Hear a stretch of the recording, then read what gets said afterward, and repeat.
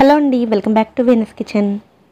అన్నీ అందుబాటులో ఉండే వాటితోనే పిల్లలు ఎంతగానో ఇష్టపడే పాస్తాను ఎలా ప్రిపేర్ చేసుకోవచ్చో ఈరోజు వీడియోలో చూద్దామండి. ఎంతో రుచిగా ఉండే ఈ పాస్తాను ప్రిపేర్ చేయడం కోసం ముందుగా స్టవ్ మీద గిన్నెలో వాటర్ని తీసుకుని వాటర్ బాయిల్ అవ్వడం స్టార్ట్ అయిన తర్వాత ఇందులోకి 3 వెల్లుల్లి రెబ్బలు, 4 ఎండుమిరపకాయలు, అలాగే బాగా పండిన టమాటాలను ఇలా ఘాట్లు పెట్టుకుని వేసుకోవాలి. టమాటా సాఫ్ట్గా అయ్యేంత వరకు వీటిని ఉడికించుకోవాలి. ఇవి ఉడకడానికి 5 నిమిషాల దాకా టైం పడుతుంది. ఈ గిన్నెను మరొక స్టవ్ మీద పెట్టుకుని ఇదే స్టవ్ మీద మరొక గిన్నెతో నీళ్ళను పెట్టుకుని అందులో 1/2 టీ స్పూన్ ఉప్పు, 1 స్పూన్ నూనె వేసుకుని ఈ నీళ్లను బాయిల్ చేసుకోవాలి. నీళ్ళు ఇలా మరుగుతున్నప్పుడు ఇందులోకి 1 కప్పు వరకు పాస్తాను వేసుకోవాలి.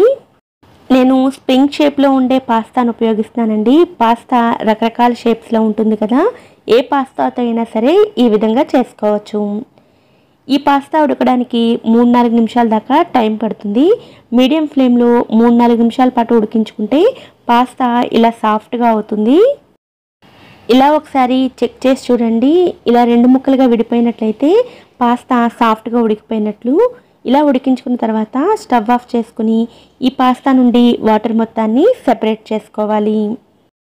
ఇలా పాస్తాను రెడీ చేసుకునే లోపల మరొక స్టవ్ మీద ఉడుకుతున్న టమాటా కూడా సాఫ్ట్గా అయిపోతుందండి. టమాటా పై నుండి స్కిన్ ఇలా ఈజీగా వస్తున్నట్లయితే టమాటా ఉడికిపోయినట్లే. ఇప్పుడు వీటన్నిటిని కూడా వాటర్లో నుంచి మరొక ప్లేట్లోకి తీసుకోవాలి. ఇలా అన్నిటినీ కూడా మరొక ప్లేట్లోకి తీసుకుని టమాటా కొద్దిగా చల్లారిన తర్వాత పైనుండే స్కిన్ని సెపరేట్ చేసుకుని వీటిని మిక్సీ జార్లో వేసుకుని మెత్తగా గ్రైండ్ చేసుకోవాలి.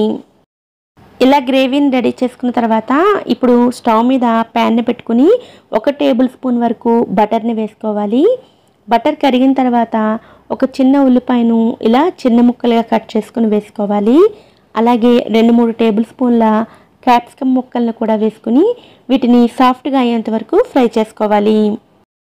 కలర్ క్యాప్సికమ్నే ఉపయోగించాలని ఏమీ లేదండి, గ్రీన్ క్యాప్సికమ్ ఒకటి వేసుకున్నా కూడా సరిపోతుంది.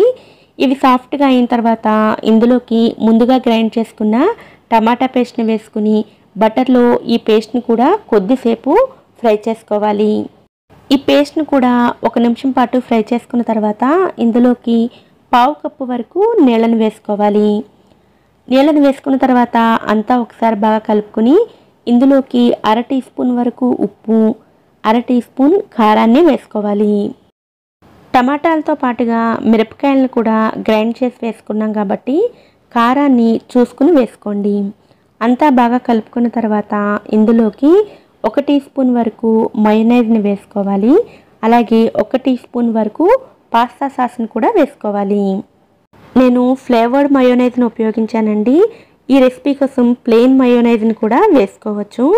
ఇలా మయోనైజు సాసు వేసిన తర్వాత అంతా బాగా కలుపుకుంటే ఇలా క్రీమీ టెక్స్చర్ వస్తుంది.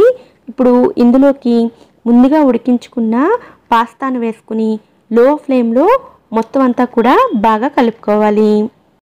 పాస్తా సాస్ అందుబాటులో లేకపోతే దానికి బదులుగా కెచప్ని ఆరిగానోని వేసుకున్నట్లయితే మీకు ఇంచుమించుగా అదే ఫ్లేవర్ వస్తుంది. ఈ గ్రేవీలోని ఫ్లేవర్స్ అంతా కూడా పాస్తాకు బాగా పట్టేటట్లుగా 1 నిమిషం పాటు లో ఫ్లేమ్లో బాగా కలుపుకొని స్టవ్ ఆఫ్ చేసుకుంటే పాస్తా రెడీ అయిపోతుందండి. ఇలా ప్రిపేర్ చేసిన ఈ పాస్తాని ఇలా వేడివేడిగా సర్వ్ చేసినట్లయితే చాలా చాలా రుచిగా ఉంటుంది. పిల్లలైతే బాగా ఇష్టంగా తింటారు.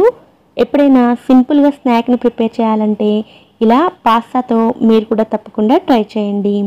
ఈ వీడియో కనుక మీకు నచ్చినట్లయితే వీడియోని లైక్ చేసి ఛానల్ని కూడా సబ్స్క్రైబ్ చేసుకోండి. నోటిఫికేషన్స్ మిస్ అవ్వకుండా ఉండడం కోసం పక్కనే ఉండే బెల్ ఐకాన్ని కూడా యాక్టివేట్ చేసుకోండి. Thanks for watching.